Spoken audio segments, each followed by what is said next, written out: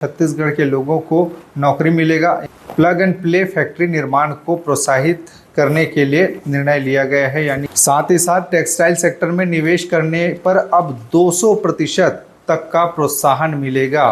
बच्चों की शैक्षणिक गुणवत्ता में सुधार लाया जाएगा। आर्थिक तंगहाली से जूझ रहे हैं उनके लिए सरकार ने इस बार फैसला किया है। राज्य में खेल अकादमी और निजी प्रशिक्षण केंद्रों को प्रोत्साहन मिलेगा। जिस छत्तीसगढ़ में विष्णुदेव साय सरकार के कैबिनेट मीटिंग अभी हाल ही में हुई है और उसमें कई बड़ी बातें इस बार कही गई हैं, जिसमें मीटिंग में निकल कर सामने आया है। पिछले दिनों यानी अक्षय तृतीया के दिन में हुआ था, उसमें भी कई अहम फैसले हुए और आज यानी कि 14 मई को रखा गया था कैबिनेट की बैठक, जिसमें तमाम जो मंत्री हैं छत्तीसगढ़ के और वो शामिल हुए, तमाम अधिकारी या विभाग के वो भी शामिल हुए और इसमें कई बड़े अहम निर्णय लिए गए हैं। जो सबसे बड़ी बात इसमें निकल के सामने आई है कि राष्ट्रीय शिक्षा नीति के तहत में बच्चों के शैक्षणिक गुणवत्ता में सुधार लाया जाएगा, जिसके लिए राज्य के जितने भी सरकारी विद्यालय हैं उसमें मुख्यमंत्री शिक्षा गुणवत्ता अभियान शुरू किया जाएगा। इसके अलावा जो दूसरी सबसे बड़ी बात है वो साहित्यकार और कलाकारों के लिए है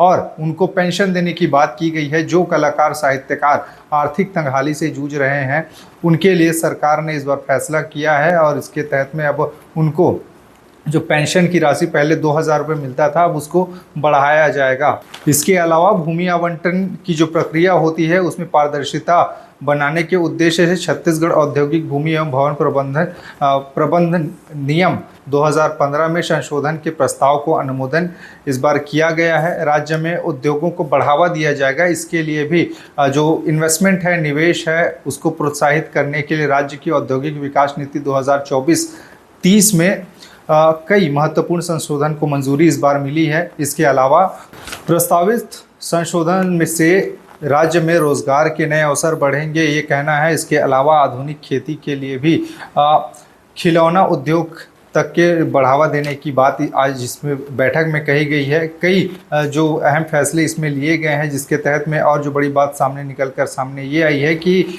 नई नीति के तहत में जिन कंपनियों में छत्तीसगढ़ के लोगों को नौकरी मिलेगा, यानी कि जो इन्वेस्टमेंट आएंगे इन कंपनियों में छत्तीसगढ़ के रहवासियों को नौकरी मिलेगा, यानी कि रोजगार सृजन की ओर ये कदम माना जा रहा है।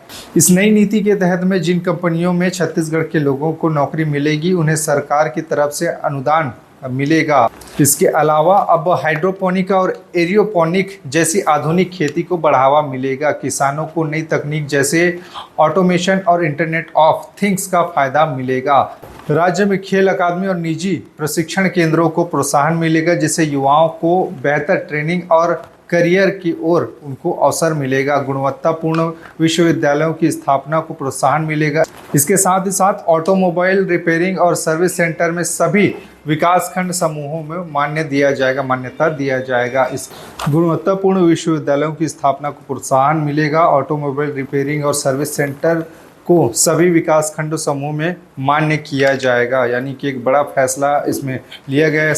बस्तर और सरगुजा संभाग में होटल और रिजॉर्ट बनाने के लिए निवेश की न्यूनतम सीमा घटा दी गई है, जिससे नए इलाकों में पर्यटन को बढ़ेगा। इसके साथ ही साथ स्थानीय लोगों को रोजगार मिलेगा, ऐसा करके सरकार का तर्क है। साथ ही टेक्सटाइल सेक्टर में निवेश करने पर अब 200% तक का प्रोत्साहन मिलेगा। इसमें सिलाई, कढ़ाई और बुनाई जैसे काम करने वाले लोगों को फ़ायदा मिलेगा। अब राज्य में हर हिस्से में माल ढुलाई और व्यापार को आसान बनाने के लिए नई लॉजिस्टिक नीति अपनाई जाएगी, जिससे व्यापारियों को फ़ायदा होगा और बाज़ारों तक माल आसानी से पहुंचेगी, ऐसा करके कहना है।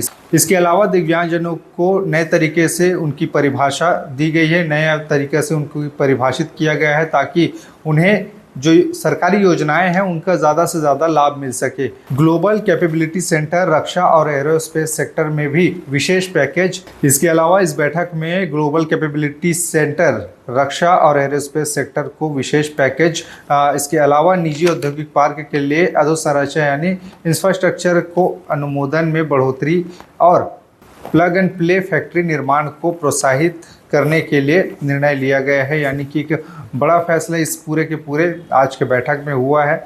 और इस कैबिनेट बैठक से अब आने वाले समय में क्या इससे छत्तीसगढ़ को फ़ायदा होगा, क्योंकि एक बड़ी और अहम फैसले इसमें कई औद्योगिक क्षेत्र में हो, चाहे शिक्षा के क्षेत्र में हो, चाहे वो दिव्यांगजनों की बात हो, चाहे खेती किसानी में नवीन जो तकनीक है उनको लाने की बात हो, इन सारी चीज़ों का मेंशन आज की इस बैठक में हुआ है। अभी ये आखिरकार बैठक में जो अमली जामा है वो कब तक पहनाया जाएगा, इन जो विचार किए गए हैं, जो जिन चीज़ों को लागू किए जाने की बात कही गई है, ये समय बताएगा। लेकिन आप क्या सोचते हैं इस पूरे मामले पे? इसको जानने के बाद में नीचे अपनी राय कमेंट में बताइएगा कि आपको कैसा लगा ये पूरा का तो आज का बैठक है, उसमें जो निर्णय लिए गए हैं उसके बारे में आप अपने विचार नीचे बताइएगा। बाकी खबरें और भी है जिसके लिए छत्तीसगढ़ के साथ